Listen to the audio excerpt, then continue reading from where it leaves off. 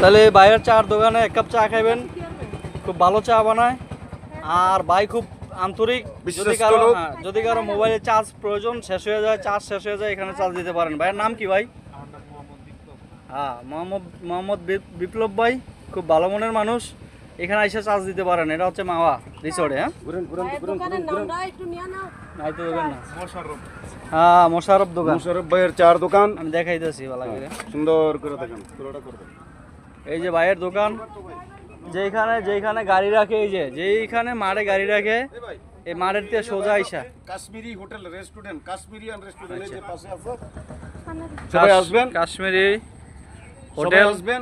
এই ভাইয়েরা খুব আন্তরিক। তো তাজা ইলিশ মাছ পাবেন, তাজা ইলিশ মাছ পাবেন এখানে আইসা। সর্বপ্রথম খাইবেন। আমরা শিল্পী নিয়ে আসছিলাম, এইখানে খাওয়া দাওয়া করছি রাত্রে। খুব ভালো খাবার, উন্নত মানের। আর ভাইয়ের চার দোকান এই যে, ইনশাআল্লাহ।